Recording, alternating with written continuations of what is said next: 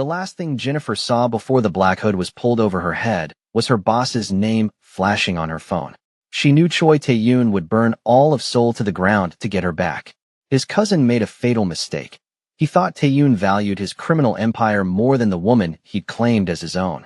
But when that warehouse door kicked open and Tae-yoon stood there with blood on his hands and murder in his eyes, Jennifer realized she didn't just have a lover. She had a monster who didn't know the difference between love and madness. Welcome to Black and Soul TV. Please like, share, and subscribe. Jennifer's first day at Choi Holdings started with coffee she didn't order appearing on her desk. The secretary who delivered it avoided eye contact. Mr. Choi's instructions. 2 creams, 1 sugar. He said that's how you take it. Her stomach flipped. They'd never discussed her coffee preferences during the interview. How did he know? Through the glass wall of his private office, she caught him watching her. When their eyes met, he didn't look away. Just lifted his own cup in a small toast, his lips curving into something that wasn't quite a smile. Predatory. That's what it was. Like he'd already decided she belonged to him and was simply waiting for her to realize it. The morning passed in a blur of emails and phone calls. Jennifer tried to focus on her work, tried to ignore the way her skin prickled with awareness every time he moved in his office. Around 11, he emerged, his charcoal suit perfectly tailored to shoulders that looked like they could carry the weight of empires. Miss Kim, my office. Now. Not a request. Never a request with him. She followed, hyper-aware of how his gaze tracked her movements, how he waited for her to enter first so he could watch her walk. The door clicked shut behind them with ominous finality. You're doing well, he said, moving to the window overlooking Seoul's glittering skyline. Better than I expected for your first day. How are you finding the position? Professional. She could do professional. It's challenging, but I appreciate the opportunity, Mr. Choi. Tae-yoon. He turned to face her, and the intensity in his gaze made her breath catch. When we're alone, you call me Tae-yoon. The intimacy in that command sent heat racing through her veins. This was her boss. This was inappropriate. This was dangerous. That wouldn't be proper, Mr. Choi. His laugh was dark chocolate and danger. Proper. You Americans and your rules about what's proper. He moved closer, each step deliberate. I bought you coffee this morning. I know how you take it because I watched you at the interview. You touched the cup 6 times before you drank. You were nervous. You bit your bottom lip when you thought I wasn't looking. He was close enough now that she smelled his cologne, sandalwood, and something darker. I notice everything about you, Jennifer. Everything. So let's dispense with what's proper and acknowledge what's real. Her heart hammered against her ribs. And what's real, Mr. Choi? That I haven't been able to stop thinking about you since you walked into my office 3 days ago. That watching you bite that lip makes me want to do things that would definitely violate your American sense of propriety. His hand lifted, hovering near her face without touching. That if any man in this building looks at you the way I'm looking at you right now, I'll destroy him. The confession should have sent her running. Instead, it made her core clench with want. You can't say things like that. I work for you. This is inevitable. He stepped back, giving her space to breathe. But I'm a patient man, Jennifer. I can wait for you to stop fighting what we both know is going to happen. He returned to his desk, his expression transforming into cool professionalism like he hadn't just admitted to obsessing over her. That's all. You can return to your work. She fled. That was the only word for it. Fled back to her desk on trembling legs, her body aching and her mind screaming warnings she desperately needed to heed. Later that afternoon, a delivery arrived. 24 white roses with a card in precise handwriting. Patience is a virtue I'm willing to cultivate. For you. No signature. None needed. Jennifer stared at the flowers, her hands shaking. This man was her boss, clearly powerful, clearly dangerous, and clearly intent on pursuing something that could destroy her career and possibly her life. The smart move was to quit. Find another job. Run before whatever this was consumed her. Except she didn't want to run. God help her. She wanted to see what would happen if she stayed. The next day brought more flowers. Lilies this time, with a card that read, You wore your hair up today. I prefer it down, but I enjoy the challenge of imagining taking it down myself. Heat flooded her face. He was watching her. Always watching. When she looked up, he was on a call in his office. But his eyes were on her, dark and possessive and hungry. She should file a complaint. Should document this harassment. Should protect herself. Instead, she tucked the card into her purse like a secret she couldn't share. By the end of the week, Jennifer's desk looked like a flower shop. Her co-workers whispered. The other secretaries shot her envious and pitying looks in equal measure. Everyone knew the flowers came from Choi Tae-yoon. Everyone knew what it meant when a man like him paid attention to a woman like her. You're playing with fire, her friend Mia warned over lunch. Do you know what he is? What his family does? Jennifer's stomach clenched. What do you mean? The Choi family controls half of Seoul's underground. Import-export is just the legitimate face. Everyone knows. The police don't touch them because they own the police. Mia leaned closer. And Tae-yoon? He's being groomed to take over everything. You're not just getting involved with your boss, girl. You're getting involved with a criminal empire. The revelation should have changed everything. Should have sent Jennifer running. That night, she lay in bed in her tiny Seoul apartment, staring at the ceiling, weighing her options. She could quit tomorrow. Go back to Atlanta. Forget dark eyes and dangerous promises and flowers that kept coming like a courtship from another era. Except she'd already started falling. Already started craving the way he looked at her like she was the only thing in the world worth seeing. Already started wanting things that terrified and thrilled her in equal measure. Feelings falling, love is in the air. The warnings may sound like a joke till she enters his world. Will she stand with him to the end, or will she run away? If you believe in true love, hit the subscribe button and let's see what unfolds. The following Monday, Jennifer walked into Choi Holdings with her resignation letter in her purse and her heart in her throat. She'd made her decision. This had to end before it destroyed her. She'd tell him professionally, give 2 weeks' notice, and disappear before whatever this was became something neither of them could walk away from. Except when she arrived at her desk, Tae-yoon was waiting. Leaning against her workspace in a black suit that probably cost more than her monthly rent, his expression unreadable. Good morning, Jennifer. His voice was silk and danger. We need to talk. My office. Now. She followed on trembling legs, the resignation letter burning against her hip. The door closed. He didn't return to his desk. Instead, he stood too close, invading her space in a way that made her breath catch and her body respond despite every logical reason to retreat. You're going to quit. Not a question. How did he know? How, I told you. I notice everything about you. His hand lifted, cupping her face with devastating gentleness. You came in early. You're wearing the conservative suit you wore to the interview. You barely touched your coffee.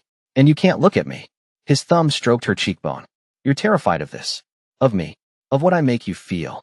I can't do this. Her voice cracked. You're my boss. Mia told me about your family. About what you really are. His expression darkened. What I really am. He stepped back, running a hand through his perfectly styled hair. And what am I, Jennifer? According to your friend? Dangerous. Criminal. Someone I should run from. All true. His honesty was brutal. I'm everything she warned you about. I've done things that would give you nightmares. I will do worse to protect what's mine. His eyes locked on hers. But I've never lied to a woman I want. And I want you more than I've wanted anything in my life. The confession hung between them like a blade. Jennifer's hands trembled. This is insane. We barely know each other. I know enough. He moved closer again, unable to stay away. I know you bite your lip when you're nervous. I know you take your coffee sweet because your grandmother used to make it that way. I know you moved to Seoul to escape something or someone that hurt you. I know, his jaw clenched. I know that when your ex-boyfriend called last week, you deleted his voicemail without listening. And I know it took everything I had not to find him and make him regret ever touching you. Her breath caught. You've been watching me, following me, protecting you. His hand slid to her hip. There's a difference. Seoul isn't safe for a woman alone, especially a beautiful American who doesn't understand the dangers. The danger is you. But her body was betraying her, leaning into his touch. Yes. His forehead pressed against hers. I'm the most dangerous thing in your world right now. But I'm also the only thing standing between you and everyone else who might hurt you. His breath was warm against her lips. So quit if you need to.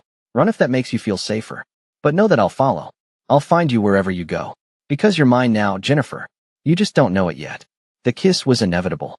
His mouth on hers, demanding and possessive, and everything she'd been craving since that first interview.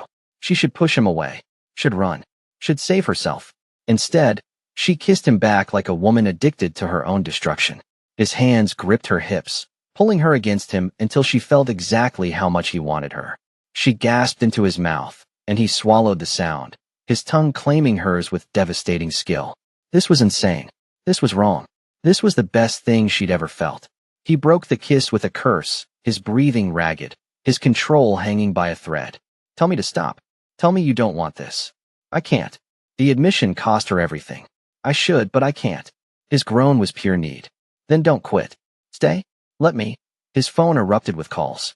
Multiple numbers, all urgent. His expression transformed from heated to lethal in a heartbeat. He answered in rapid Korean, his voice cold and commanding. Whatever he was hearing made his entire body go rigid with tension. He hung up with barely controlled violence.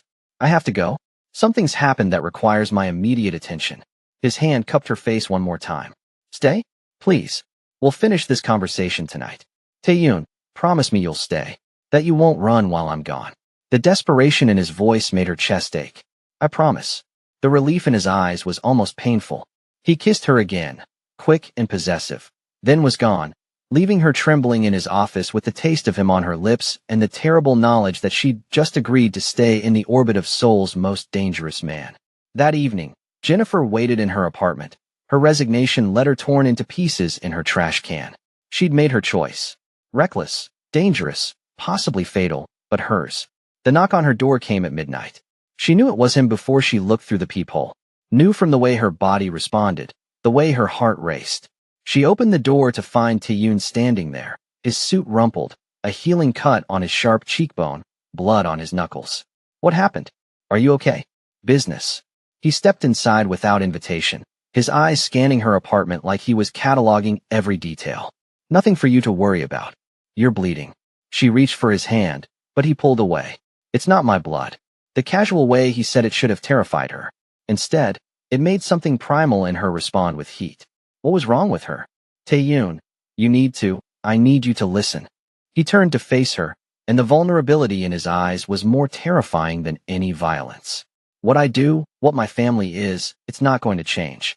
I can't walk away from it any more than I can stop breathing. I'm not asking you to. You should be. He moved closer, his hands gentle despite the blood on them. You should demand I choose. But we both know I can't. My father built this empire. My family depends on me to lead it. The hundreds of people who work for us, who rely on us, they need me to be what I am. His thumb stroked her bottom lip. But I also need you. In ways that terrify me. In ways that make me weak. And weakness in my world gets people killed. Jennifer's chest tightened. Then maybe this is a mistake. Maybe we should, no. The word was guttural, absolute. I won't let you go. Can't. I've tried for 3 days to talk myself out of this obsession. Tried to convince myself you're just another woman. But you're not. His hands framed her face. You're the only thing in my life that isn't stained with blood and violence. The only clean, pure thing I've ever wanted. And I'm selfish enough to keep you even knowing I might destroy you. The honesty in that confession broke something inside her. She should run. Should protect herself. Should choose safety over this consuming fire. Instead, she pulled him down into a kiss that tasted like surrender and salvation and the beginning of something neither of them could control. He responded with desperate hunger, his hands sliding into her hair, gripping tight, like he was afraid she'd disappear. Tell me you want this, he demanded against her mouth. Tell me you understand what you're agreeing to. I want you. The words came easier than breathing. I know it's insane. I know it's dangerous. But I want you anyway. His groan vibrated through her chest. He lifted her like she weighed nothing, carrying her toward the bedroom with single-minded intensity. Once I have you, I won't let go. Ever. You need to understand that. I understand. She didn't. Not really. Not yet. But she would. God help her, she would. What happened next was heat and hands and mouths discovering secret places. His touch was possessive and gentle and everything she'd been craving. He worshipped her curves like a man starved, his hands and lips mapping every inch of her body until she was trembling and desperate beneath him. Beautiful, he breathed against her skin. Perfect. Mine. The claiming in that word made her core clench. When he finally moved inside her, filling her completely, she cried out his name like a prayer and a curse.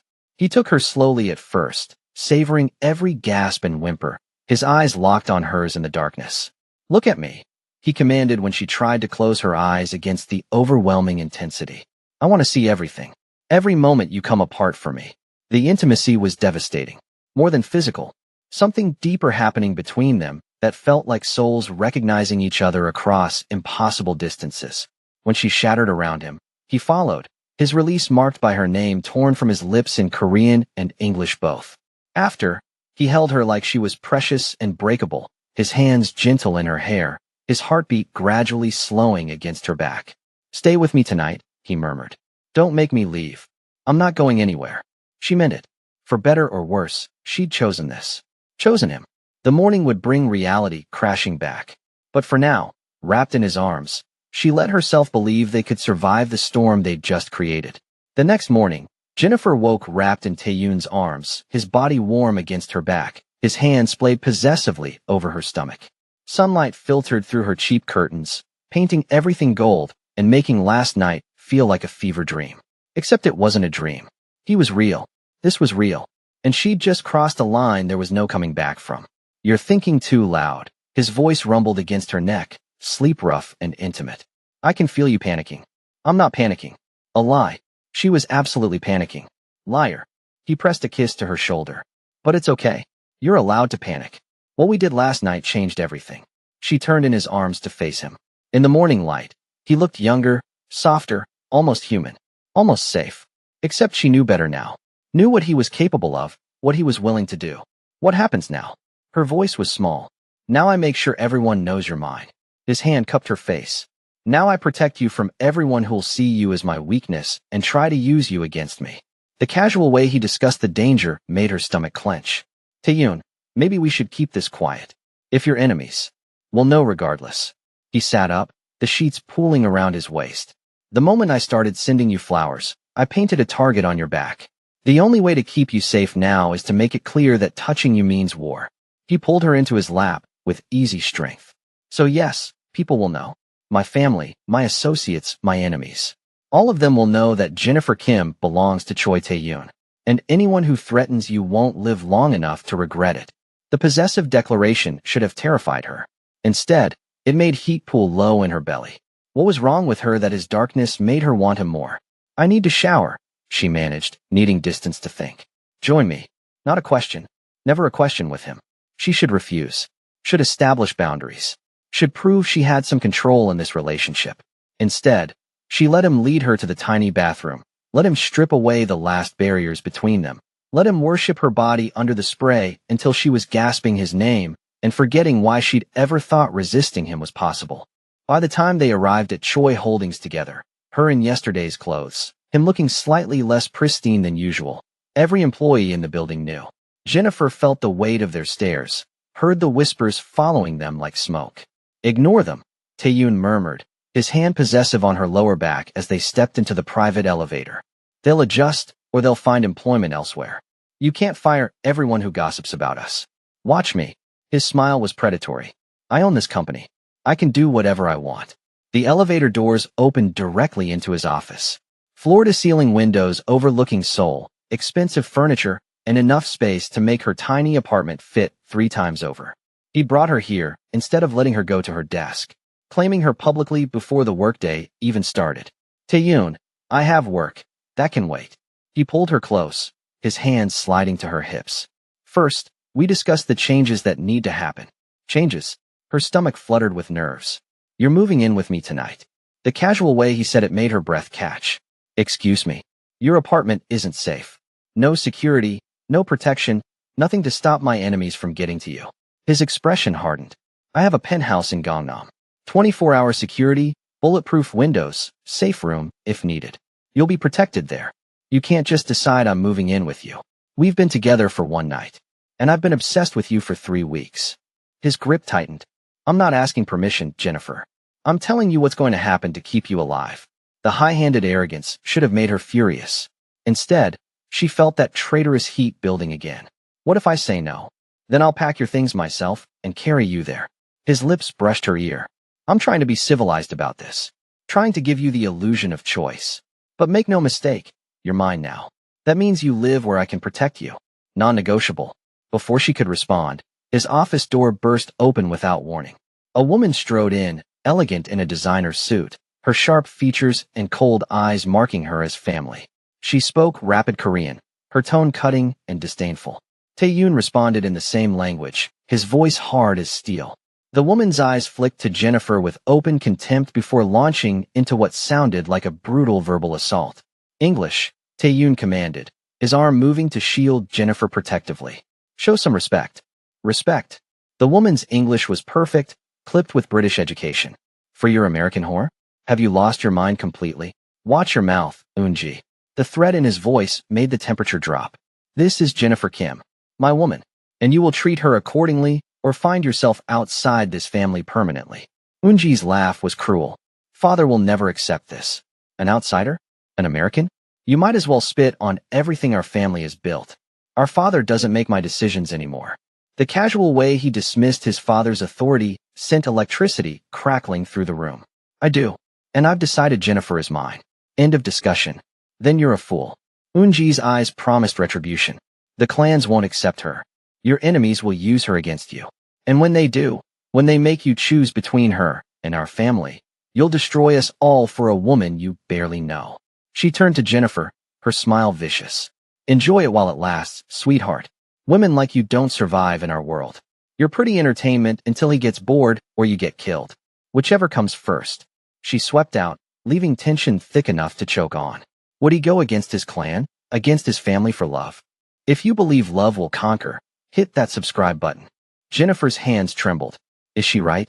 Will your family really? My sister is bitter because her own marriage was arranged for business. Tae-yoon turned Jennifer to face him. You're not entertainment. You're not temporary. You're mine. And yes, there will be people who have problems with that. People who will try to use you against me or hurt you to hurt me. His hands framed her face. But I meant what I said. Anyone who touches you dies. Family or not. The absoluteness in that promise should have sent her running.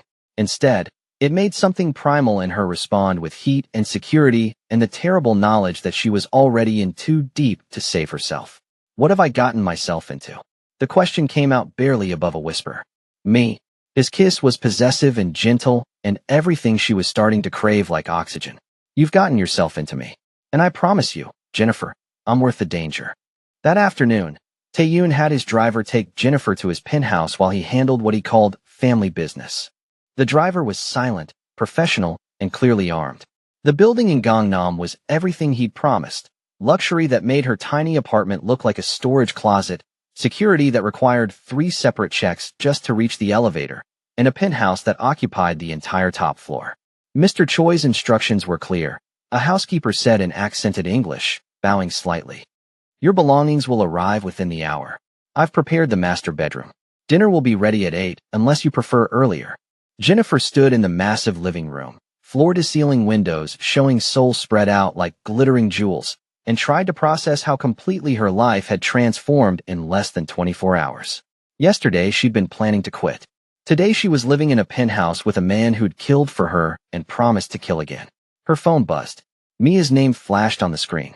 Girl, please tell me the rumors aren't true. Please tell me you're not actually living with Choi Tae-yoon. Jennifer sank onto a leather couch that probably cost more than her car. I can't tell you that. Oh my God. Jennifer, do you have any idea what you've done? His family is. They're not just criminals. They're the criminals. The kind who make people disappear. The kind who, I know what they are. She cut her friend off gently. I know what he is. And I'm doing this anyway. Silence. Then, quieter. Are you safe? Has he hurt you? No. Never. That much was absolutely true. He's protective. Possessive. But he's never. Mia, he makes me feel things I've never felt before. That's how it starts. Her friend's voice was sad. That's how men like him trap you. They make you feel special, chosen, protected. Then the cage door closes, and you realize too late you can't get out. Maybe I don't want to get out. The admission shocked them both. After they hung up, Jennifer explored the penthouse. 5 bedrooms, 6 bathrooms, a kitchen that looked like it belonged in a restaurant, an office with the same bulletproof windows as Tae-yoon's work office, and a master bedroom that was pure masculine luxury. His scent was everywhere, sandalwood and something darker that made her body respond with muscle memory from last night. She shouldn't touch his things. Shouldn't invade his privacy. Instead, she opened his closet, running her hands over expensive suits, finding the jacket he'd worn the day of her interview still hanging there like he'd saved it. A photograph caught her attention. Tucked into the mirror of his dresser, slightly hidden, a family portrait. Tae-yoon looked younger, maybe early 20s, standing beside an older man who had to be his father. Same sharp features, same commanding presence. Eun-ji was there too, beautiful and cold even then. But it was the woman in the center who made Jennifer's breath catch. Tae-yoon's mother, elegant in traditional Korean dress, her smile warm, but her eyes holding something sad. She died when I was 25. His voice came from the doorway, making Jennifer jump. She hadn't heard him arrive. Cancer. She fought for 3 years, but in the end. He moved into the room, his tie loosened, exhaustion evident in the lines around his eyes. She would have liked you. Would have appreciated that you're not afraid to look through my things. I'm sorry. I shouldn't have. I told you. You're mine now. What's mine is yours, including my privacy. He pulled her close, breathing her in like she was oxygen. How was your afternoon? Surreal. Overwhelming. Your housekeeper is terrifying. His laugh rumbled through his chest into hers. Mrs. Kwan has been with our family for 30 years. She's seen everything. Nothing shocks her anymore. He cupped Jennifer's face. Did my sister contact you? Any threats I need to address? No. Just Mia warning me I'm making a mistake. Are you? The vulnerability in his question made her chest ache. Making a mistake? I don't know yet. Honesty seemed important. But I'm here. I chose this. Chose you. His kiss was grateful and possessive and tinged with something that felt dangerously close to desperation. I need to tell you something. His voice went serious. My father wants to meet you. Tomorrow night. Family dinner. Her stomach clenched. Is that a good idea? It's necessary. He needs to see you're not just some fling. That I'm serious about keeping you. His jaw clenched. He won't be kind. He'll test you. Insult you. Try to make you run. You need to be prepared. What if I fail? What if you won't fail? His hand slid into her hair. You're stronger than you know. And I'll be there. Anyone who disrespects you, family or not, will answer to me. The promise in his voice was absolute. But Jennifer, after tomorrow, there's no going back. Once you meet my father, once you're acknowledged as mine in front of the family, you're in this completely. The danger becomes real. The protection becomes necessary. There's no safe exit. Are you trying to scare me into leaving? I'm trying to give you one last chance to run. She should take it. Should walk away while she still could. Instead, she pulled him down into a kiss that tasted like commitment and surrender and the death of her safe, predictable life. I'm not running. His groan was relief and need and possession all wrapped together. Then you're mine. Completely. Forever. He lifted her easily, carrying her to his massive bed. Let me show you what that means. What followed was heat and hands and mouths claiming each other with desperate intensity. He took his time, exploring every curve, every sensitive place, making her gasp and beg in ways that should have embarrassed her, but only made her want him more.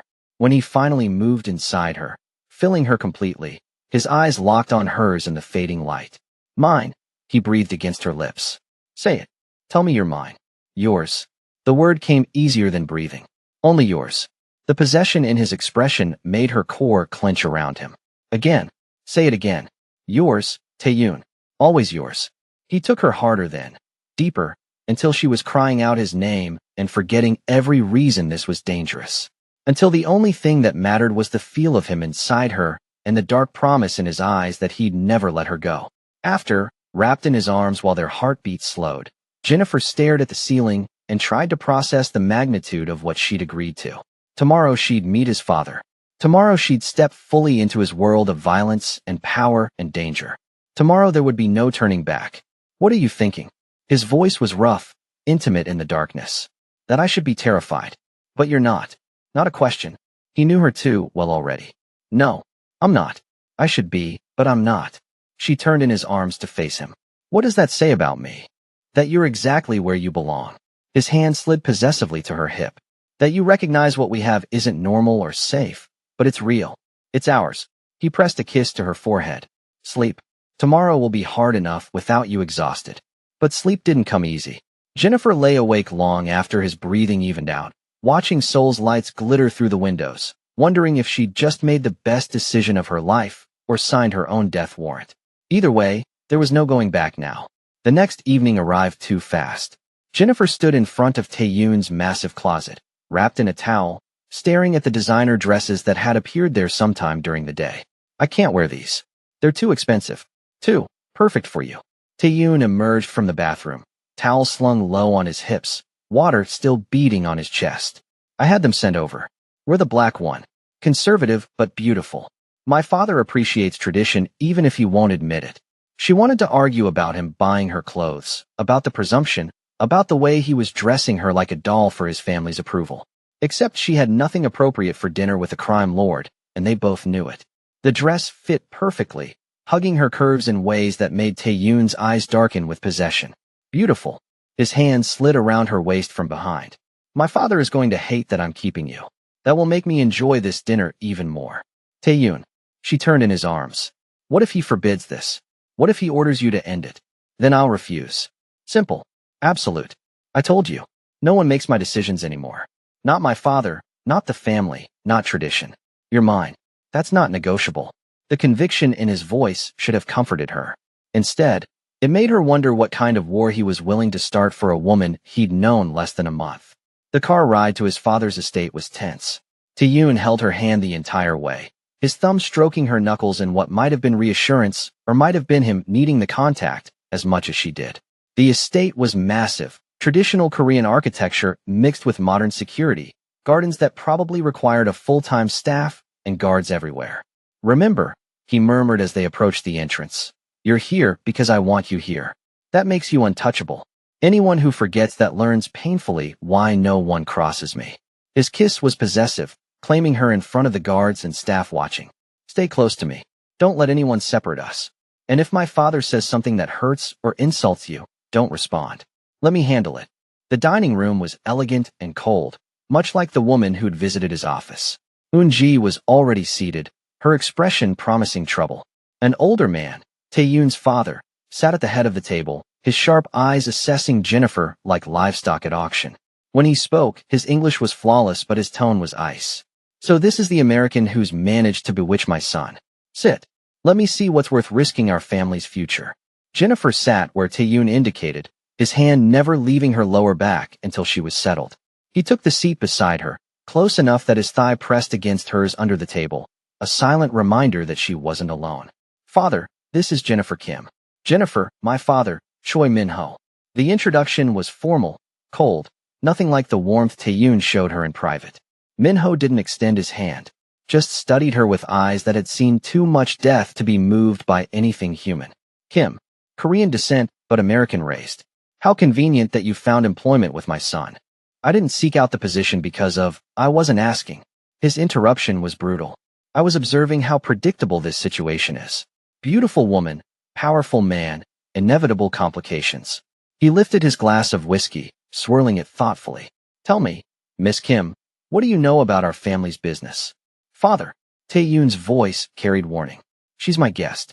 You'll treat her with respect. I'm treating her exactly as she deserves, as a stranger who's inserted herself into family matters without invitation. Eun-ji smiled, clearly enjoying the tension. Father's right, Appa. She doesn't belong here. This dinner is a waste of time. Then leave. Tae-yoon's voice went deadly quiet. Both of you. If you can't show Jennifer basic courtesy, you're not welcome at this table. The shock on Min-ho's face was almost comical. Clearly, his son had never spoken to him that way before. You dare, I dare anything when it comes to protecting what's mine. Tae-yoon's hand found Jennifer's under the table, threading their fingers together. Jennifer is staying in my life. That's not up for debate.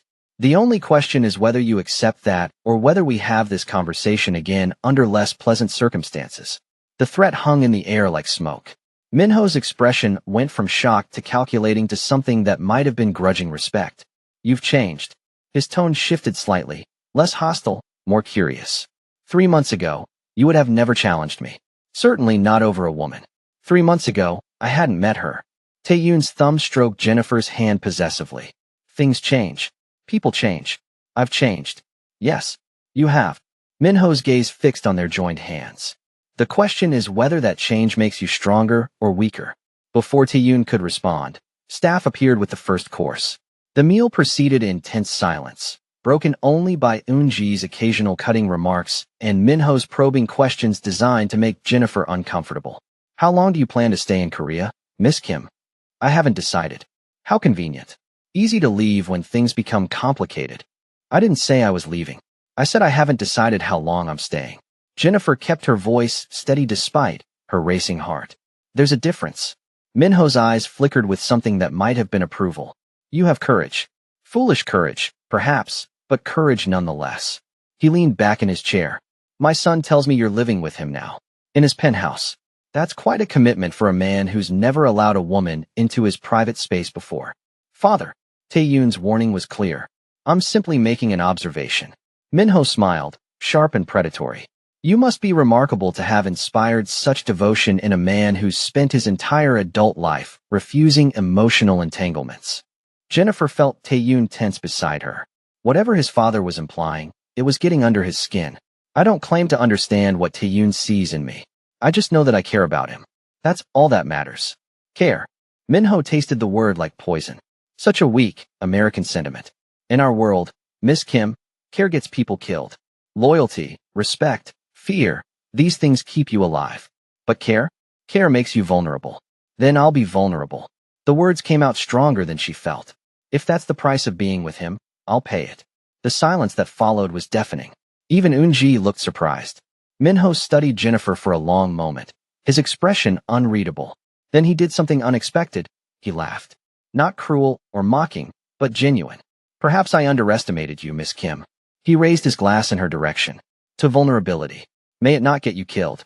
The toast was backhanded at best, but it felt like a small victory. Tae-yoon's hand tightened on hers, relief evident in the tension leaving his shoulders. The rest of the dinner passed with less hostility, though Minho continued to probe and test, trying to find Jennifer's breaking point. She held her ground, refusing to be intimidated, refusing to show the fear that churned in her stomach. By the time they left, she was exhausted, wrung out from the constant vigilance required to survive his father's scrutiny. In the car, Tae-yoon pulled her close, his lips finding her temple. You were perfect. Strong, composed, everything I knew you could be.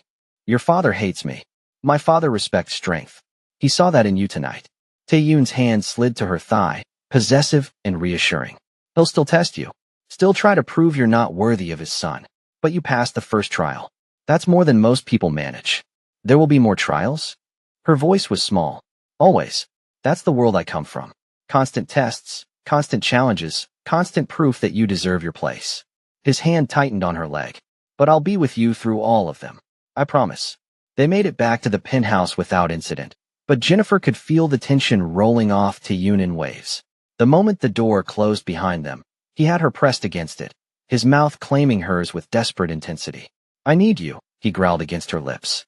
Need to remind myself that you're real, that you're mine, that you survived tonight and didn't run. His hands were already working the zipper of her dress, urgent and possessive. Bedroom. Now. What followed was heat and hunger and possession wrapped in desperation. He took her hard and fast, like he needed to claim her all over again, needed to erase the memory of his family's hostility with the reality of their connection. When she came apart beneath him, crying out his name, he followed with a groan that sounded like relief and need and something darker she couldn't name. After, wrapped in the tangled sheets with his heartbeat slowing against her back, Jennifer stared at the ceiling and tried to process what her life had become. 3 weeks. That's all it had been. 3 weeks since she'd walked into his office for an interview. 3 weeks since he'd looked at her like she was the only thing worth seeing. And now she was living with him, meeting his criminal family, surviving trials designed to break her. It was insane. It was dangerous. It was everything she'd never wanted and exactly what she couldn't live without. Stop thinking, Tae-yoon murmured against her neck. I can feel your mind racing. How do you do that? Know what I'm thinking. Because I know you. His hand splayed possessively over her stomach. Know your tells, your fears, your strength. He pressed a kiss to her shoulder. You're wondering if this is sustainable. If we can survive the pressure of my world. If what we have is worth the danger. Am I that transparent? To me? Always. He turned her in his arms to face him. The answer is yes. We can survive. We will survive. Because I won't let anything destroy this. Destroy us. The conviction in his voice should have comforted her. Instead, it made her wonder what he'd sacrificed to keep that promise. The next few weeks passed in a blur of adjustments. Jennifer settled into her role at Choi Holdings, navigating the whispers and judgment of co-workers who knew she was sleeping with the boss. Tae-yoon was ruthlessly protective, firing a senior executive who made a crude comment about her in a meeting she wasn't present for. The message was clear: disrespect Jennifer and face consequences. Living together brought its own challenges. Learning his routines, his preferences, the way he needed silence in the mornings and conversation at night. The way he worked late, returning home exhausted and blood on his knuckles more often than she wanted to acknowledge. She learned not to ask too many questions about his business meetings. Learned that sometimes he needed her to just hold him without demanding explanations. Learned that the man who ran a criminal empire with ruthless efficiency could be surprisingly gentle when he thought she was sleeping. But the danger was always there, lurking beneath their domestic routine. Security followed her everywhere. Her phone was monitored. Strange cars appeared outside the buildings she entered. And then the threat started. The first one came via email. Crude, explicit, describing in detail what would happen to her if Tae-yoon didn't meet certain demands. She deleted it, not wanting to worry him. The second came as a package delivered to Choi Holdings. Photographs of her leaving the gym, shopping, walking to her favorite coffee shop. Someone was watching her, documenting her movements, building a case for how easy she'd be to take. This time, she told Tae-yoon. His reaction was coldly furious. Within hours, he'd doubled her security, restricted her movements, and begun a hunt for whoever was threatening her. "This is my fault," he said that night, pacing the penthouse like a caged predator. "I knew bringing you into my world would paint a target on you. I knew it, and I did it anyway because I'm selfish. Because I couldn't let you go. Tae-yoon, you should leave. Go back to America. Disappear before they," his voice cracked, "before they use you to destroy me." "No." She caught his hands, forcing him to look at her. "I'm not leaving. I'm not running because some coward sent threatening emails. Jennifer, you don't understand. These people, they don't make empty threats. If they say they'll hurt you, they will. If they say they'll kill you," his hands trembled in hers. "I can't protect you from everything. Can't be everywhere at once. And the thought of someone touching you, hurting you because of me, then we deal with it together." She cupped his face, forcing him to focus. "You and me. Together. That's how this works." His kiss was desperate and grateful and tinged with fear. "I don't deserve you." "Probably not." She managed a weak smile. "But you're stuck with me anyway." What she didn't know, what Tae-yoon's tense shoulders and increased security presence suggested, was that the threats weren't random. That a rival faction was making a move against the Choi family, using her as the pressure point. That Tae-yoon's cousin, a man Jennifer had never met, was orchestrating everything from the shadows, convinced that eliminating her would either destroy Tae-yoon or force him to choose family over her. Either outcome served the cousin's goals, and they were running out of time to stop him. 2 days later, Jennifer's world exploded. She was leaving work, surrounded by security as always, when a van screeched to a stop beside them. Men poured out, armed, masked, moving with military precision. Her guards tried to react, but they were outnumbered, outgunned. The last thing Jennifer saw before something struck her head was Tae-yoon's face on her phone screen, calling her for their nightly check-in. Then darkness swallowed everything. She woke in a concrete room, hands zip-tied behind her back, head pounding from where they'd hit her. The space was cold, damp, smelling of mold and fear. A single bulb hung from the ceiling, casting harsh shadows. "She's awake." A man's voice, Korean accent thick. "Call him. Tell him we have her." Jennifer's heart hammered against her ribs. This was real. This was happening. She'd been taken. The door opened and a man entered. Late 30s, expensive suit, carrying himself with the same dangerous grace as Tae-yoon. Family resemblance in the sharp features. "Jennifer Kim." He smiled, cold and cruel. "My cousin has excellent taste. I'll give him that." "Who are you?" Her voice came out stronger than she felt. "Choi Sung-min, Tae-yoon's cousin. The man who's going to use you to teach him a valuable lesson about weakness." He crouched in front of her, his expression calculating. "You see, my dear cousin has forgotten what's important. Forgotten that family comes before personal desires. Forgotten that weakness gets people killed. He's not weak. No? He started a war with our father over you. Alienated half the family. Made himself vulnerable to enemies who now know exactly how to hurt him." Sung-min's smile widened. "He'll come for you. We're counting on it. And when he does, when he walks into our trap because he can't help himself, we'll destroy him. Take everything he's built. All because he couldn't control himself over a woman. You're using me as bait. I'm using you as the weapon that kills him." Fear clawed at Jennifer's throat, but she forced herself to stay calm. "He'll know it's a trap. He won't come alone. Of course he won't. He'll bring his entire army if he can. But it won't matter." Sung-min stood, looking down at her with something like pity. "Because at the end of the day, he'll choose you over strategy, over safety, over survival, and that choice will destroy him." He left her alone in the cold concrete room, her mind racing. Tae-yoon would come. She knew that with absolute certainty. He'd walk into hell itself to get her back. That knowledge terrified her more than her captivity. Hours passed, or maybe minutes. Time had no meaning in the windowless room. Jennifer's wrists ached from the zip ties, her head throbbed, and fear had settled into her bones like ice. Then the door burst open with explosive force. Tae-yoon stood in the doorway, gun in hand, eyes wild with rage and fear and something that looked like madness. Get away from her. His voice was barely human. Behind him, chaos erupted. Gunfire, shouting, the sounds of violence she'd only heard in movies. He crossed to her in 3 strides, cutting the zip ties with a knife that appeared from nowhere, his hands gentle despite their trembling. Did they hurt you? Touch you? I'll kill every single one of them if I'm okay. Tae-yoon, it's a trap. Your cousin, I know. His hands cupped her face, checking for injuries. I've known since the moment you were taken. I don't care. I'll walk into 1,000 traps if it means getting you back.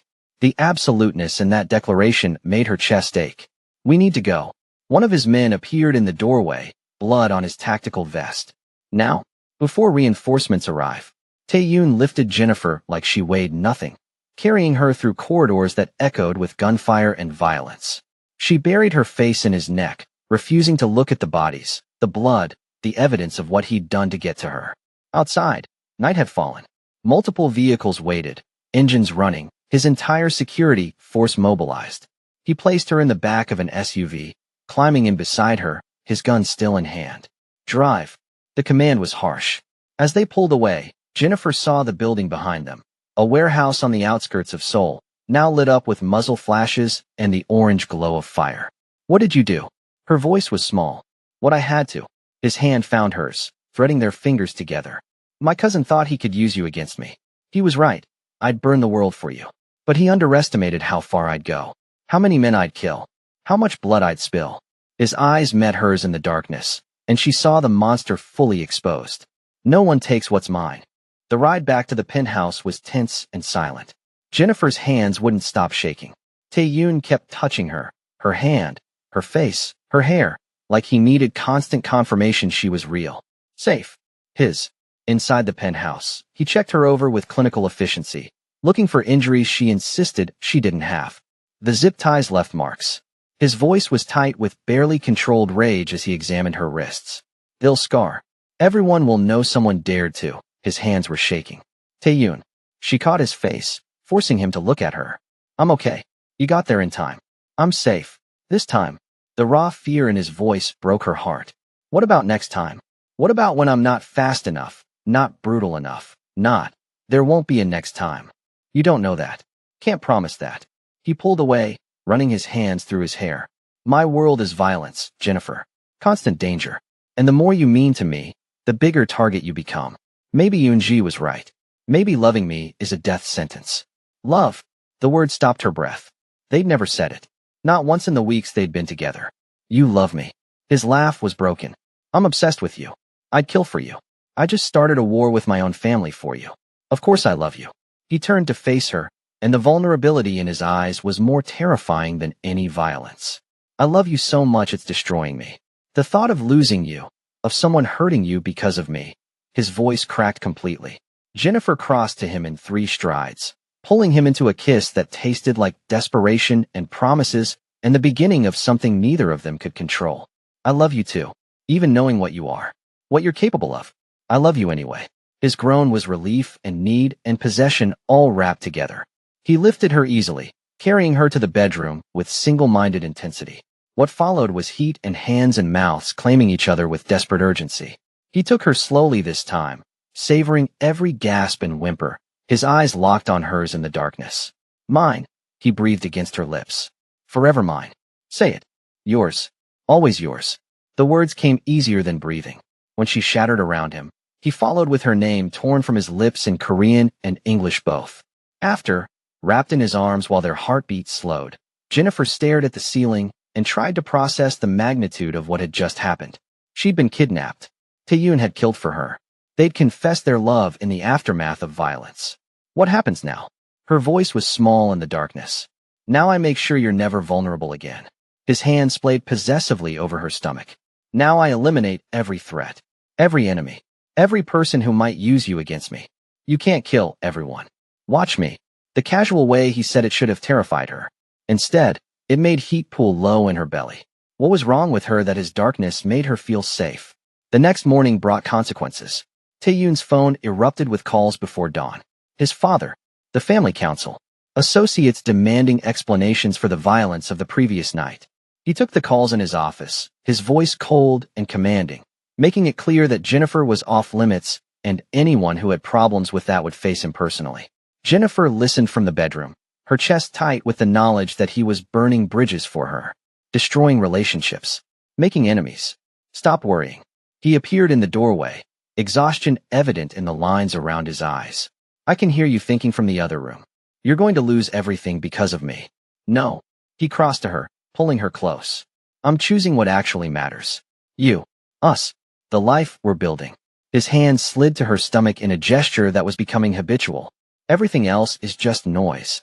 Your family will accept you or face consequences. I've made that clear.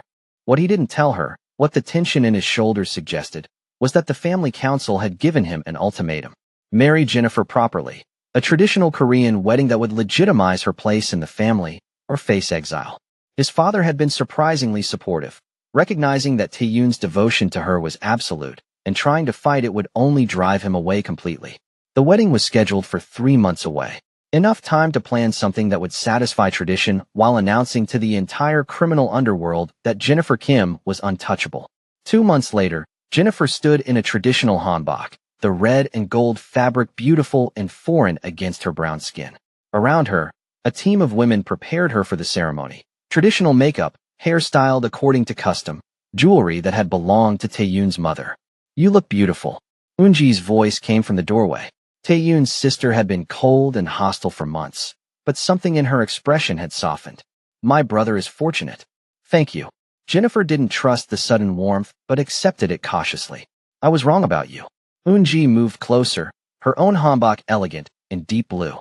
I thought you'd run at the first sign of danger. Thought you were using him for money or status. But you stayed. You survived. You love him despite what he is. She reached out, adjusting Jennifer's necklace with surprising gentleness. That makes you family. And family, we protect. The acceptance in those words made Jennifer's eyes burn with tears she couldn't shed without ruining her makeup. I won't let him down. You already haven't. Eunji smiled, small but genuine. Now come. Your husband is waiting. And trust me, if you make him wait much longer, he'll storm in here and carry you out regardless of tradition. The ceremony was beautiful and overwhelming. Traditional Korean wedding customs mixed with modern touches, held in the estate gardens where cherry blossoms fell like snow. Tae-yoon looked devastating in his hanbok, his eyes locked on Jennifer from the moment she appeared. The vows were in Korean and English both, promising love and protection and partnership through darkness and light. When Tae-yoon slid the ring onto her finger, a band of diamonds that caught the light like captured stars, his hands trembled. You're mine now, he whispered in Korean, then English. Legally, spiritually, completely. I was always yours, she whispered back. This just makes it official. His kiss was possessive and tender, and everything she'd been craving since that first interview. The reception was elegant chaos, important people from Seoul's criminal underworld mixing with legitimate business associates, everyone pretending not to know the real source of the Choi family's power.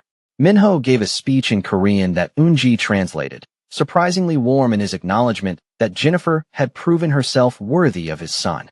To family, he toasted, looking directly at Jennifer. However unexpected, she raised her glass, accepting the olive branch for what it was. That night, alone in the penthouse that was now officially theirs, Tae-yoon undressed her with reverent slowness, peeling away layers of traditional fabric to find the woman beneath.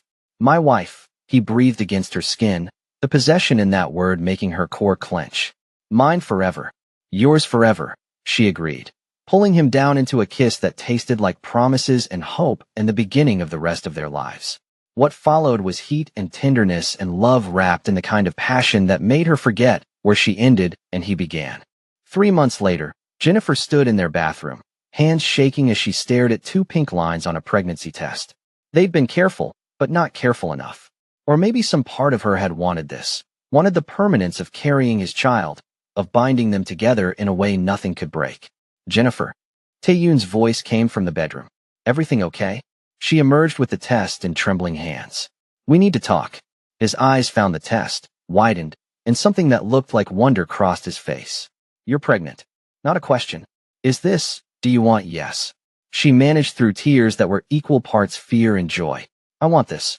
Want your baby. If you, he crossed to her in 2 strides, lifting her off her feet and spinning her around with uncharacteristic abandon. We're having a baby. His voice cracked completely. You're giving me a family. A real family. The vulnerability in that confession made her chest ache. This man who'd built an empire on violence and fear wanted nothing more than the simple domesticity of a wife and child. We're having a baby, she confirmed, laughing and crying at once. His kiss was possessive and gentle and filled with promises of protection and love and a future she'd never dared imagine. I'll keep you both safe. Nothing will touch you. Either of you. I swear it. 6 months later, Jennifer lay in a hospital bed, exhausted and exhilarated, holding their daughter, while Tae-yoon sat beside her looking like someone had handed him the world. She's perfect, he whispered, his finger tracing their baby's tiny hand. She has your eyes, your strength. She has your stubbornness. Jennifer managed through happy tears. I can already tell. He laughed, the sound pure joy. We're calling her Grace. Grace Minja. Both our cultures, both our families. Grace, Jennifer repeated, watching their daughter's tiny chest rise and fall. It's perfect. Around them, security guarded the door. Flowers from the family filled the room. Minho had sent a traditional gold ring for his granddaughter, acceptance and blessing wrapped in custom. They'd survived violence and danger and all the forces that should have torn them apart. Built something beautiful from obsession and fear and a love that had conquered everything thrown at it. I love you, Tae-yoon whispered, kissing her forehead while their daughter slept between them. Both of you. My entire world. We love you too, Jennifer murmured, exhausted and complete in a way she'd never imagined possible. Our beautiful monster. Your monster, he agreed, his hand protective over their daughter. Always and forever. And in that hospital room, surrounded by the evidence of his power and the softness of their love, Jennifer knew she'd made the right choice. Dangerous men made the best protectors when they loved fiercely, and she'd never been safer than in the arms of hers. If you love Jennifer and Tae-yoon's dangerous romance, hit that subscribe button because we've got more Afro-Korean love stories coming your way. Powerful men, strong women, and chemistry that burns everything down. Drop a comment telling me which trope you want next, and don't forget to like if you're Team Tae-yoon. See you in the next one.